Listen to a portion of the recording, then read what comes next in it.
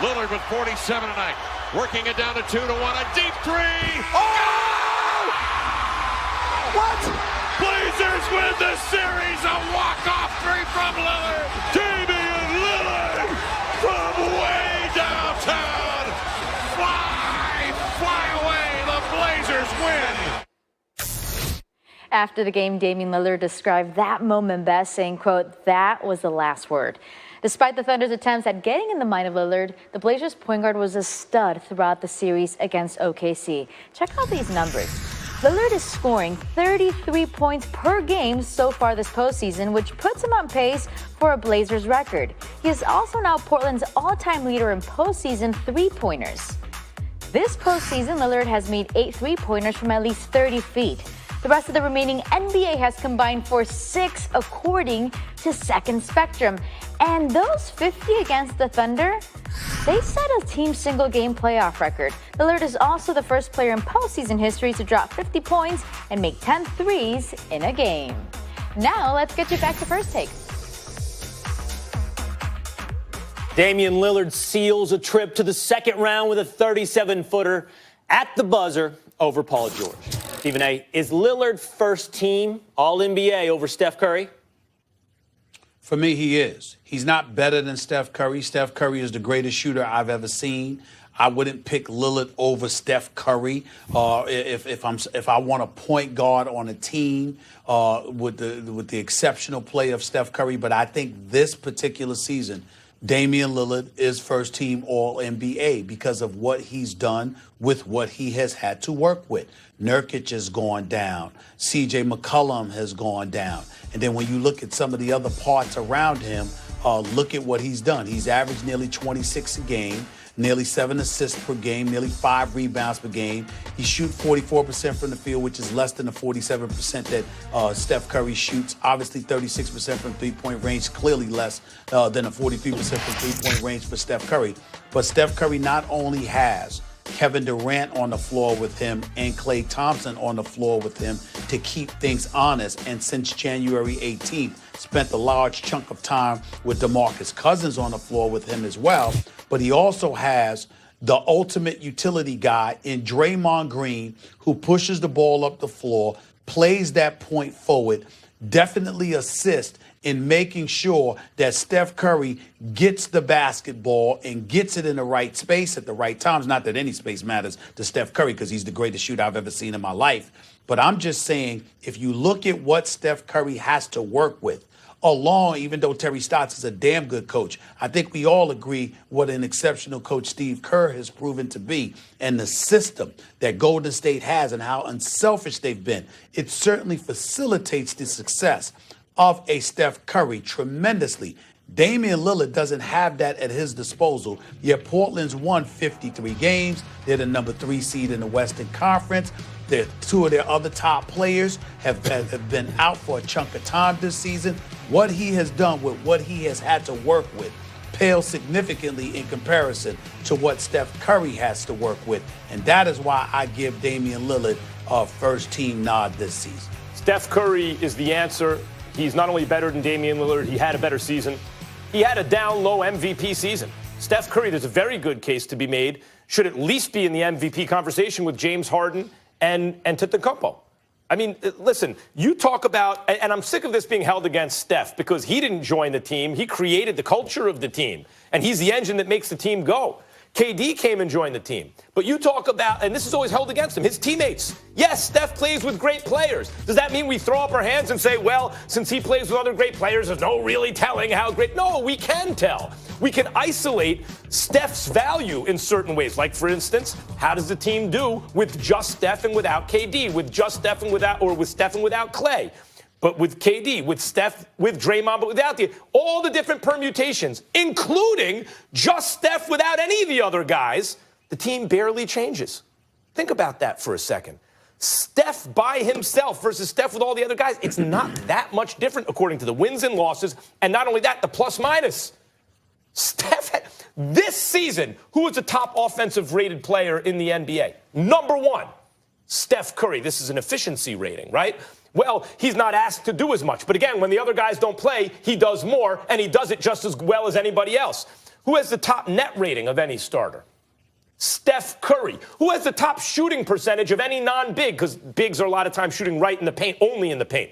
The answer is Steph Curry. Even in a season where people aren't paying attention, quiet is kept, he has a case that he's the MVP of the league. I love Damian Lillard. I love how he responded to the playoff failure last year with what he just did.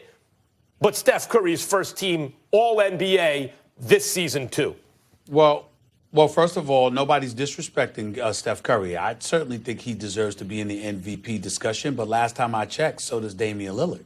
Damian Lillard belongs in that discussion. That's point number one. Point number two, we're not sitting there and holding against Steph Curry what he does on the basketball court in terms of the help that he has. We're simply acknowledging that he has it compared to somebody like Damian Lillard who does not. Number three, what would Damian Lillard do if he had that level of help available? What if he was in single coverage a lot of times? What if he had the caliber of a Klay Thompson and a Kevin Durant? You're talking about one guy that's one of the top two players in the world. You're talking about the combination of three dudes who are three of the greatest shooters the game has ever seen, with a guy like Draymond Green facilitating things in the system, facilitated by Steve Kerr. What would the Portland Trailblazers be without Damian Lillard? How about we ask that question? I don't even think they'd be on the radar. They might be worse than the Sacramento Kings. So I think that we have to, not to say that the Sacramento Kings were awful this year, because they were not.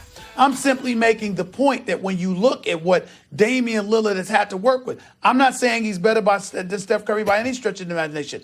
I'm not failing to acknowledge the greatness of Steph Curry and how he's the greatest shooter we've ever seen in our lives. I'm also paying attention, however, to the fact that you can give me a short window of material where we look at Steph Curry without a Kevin Durant who missed a few games, or without a Klay Thompson. Damian Lillard played 80 games this year. Steph Curry played 69. Damian Lillard has missed 24 games in 7 years. He's played 96% of his games. He's the number one option, and he's been devoid of the level of help that Steph Curry has had available at his discretion. No, I'm not arguing I'm saying against at some Damian point in time, how can we not do it? All right, then. I'm not arguing that's against what I'm saying. He Damian belongs in Lillard's that. excellence. The things you said about Steph Curry, I could say about Damian Lillard. I'm not that's arguing, all my point is. I'm not arguing against Damian Lillard's excellence. And your durability argument, I think, is actually your best one. However, if we're splitting hairs, and that's what we're doing, you're right, because we're talking about two MVP caliber players. If you're splitting hairs and trying to isolate value, you will find that Steph Curry is a little better, including this season. Stephen A., as long as we're splitting hairs, didn't you say this recently? Didn't you say you would rather, if you were starting a team, right? If you were starting from scratch, you'd rather have Russell Westbrook on your team over Damian Lillard. You changed your mind on that? Yes. Yes, I did change my mind on that. And I did change my mind like that. And let me tell you why. Because it's important to point this out about Russell Westbrook. I have great appreciation for Russell Westbrook coming out there, going 100 miles per hour, giving everything that he has, and doing it in a multitude of ways, rebounds, assists, et cetera, et cetera. But what I was reminded about this series is that there are certain people who play the point guard position that know how to play it better than Russell Westbrook, particularly when it counts. And I think Damian Lillard's one of those people. Yes, he played 11 games more than Steph Curry this year. Yes, he's played 96% of his game. Yes, he's been reliable, and he delivers what he delivers in terms of numbers. But we also got to pay attention to leadership. We also got to pay attention to the fact that he doesn't go out there and get the help. Russell Westbrook has played with Serge Ibaka, Reggie Jackson, James Harden, Kevin Durant, all of these guys. Now he's got Paul George at his disposal. Damian Lillard has C.J. McCollum. The fact of the matter is, when we look at the years of the Portland Trailblazers with Damian Lillard over the 7 years that he has played in the NBA, how much true mega help. And I love C.J. McCollum, especially now, big-time shooter. We saw that last night. But how much help has Damian Lillard really had consistently outside of C.J. McCollum? At some point in time, when are we going to stand up and recognize that this brother is that kind of superstar in this game? We got to give him his props, because we hold it against other dudes when they're looking for help. Here's a guy that doesn't get it, doesn't ask for it, doesn't look for it, and look what he's doing. I'll take Lillard over Westbrook. Lillard is, it's funny, we're just coming off this Steph argument. Lillard is the closest approximation to Steph Curry there is, really. But I don't think the comparison for Lillard is either Steph nor is it Westbrook. I think it's Kyrie Irving, because Kyrie was a little younger and a little better in terms of skills. He had better handles, better finisher in the paint. And Lillard was heavily reliant upon the three-point shot. And so it always looked like, given the age and given the skills of Kyrie, the Kyrie-Lillard comparison that came in around the same time, Kyrie's got it. But Kyrie's skills work against him in certain ways. He can over-dribble. The ball can stick with him. And given the way the modern game is played, you may rather have Lillard than Kyrie. I'd take him over Westbrook. I might take him over Kyrie. All right, Stephen A., you asked when are we going to give... Will and Max, I got the ultimate argument for you. Are you ready for this? Yeah. This show right here. What would y'all be without me? See how it goes? You see what I'm saying? That's how it goes. Wouldn't be. Wouldn't even make the playoffs. So are you KD or Steph? But with me, you're a champion. So see does that make you KD or Steph? Pay attention. I wish I could come up with the perfect analogy right now. I would just love to destroy you with the perfect Steph. analogy. On this show, KD and Steph. Well, in that case, I'm MJ and Kareem. KD and Steph. I can't think of it. Not one another. And all right. Both. When you're a star, you don't have to shine. It just happens. So you don't have to tell us. We know. All right. Unless Max told me to toot my own horn. And so did you, Will. Sometimes if you don't blow your own horn. There you go. There's and no Will, music. you said the same thing. So you're being a hypocrite now. Best player Here we go. All right.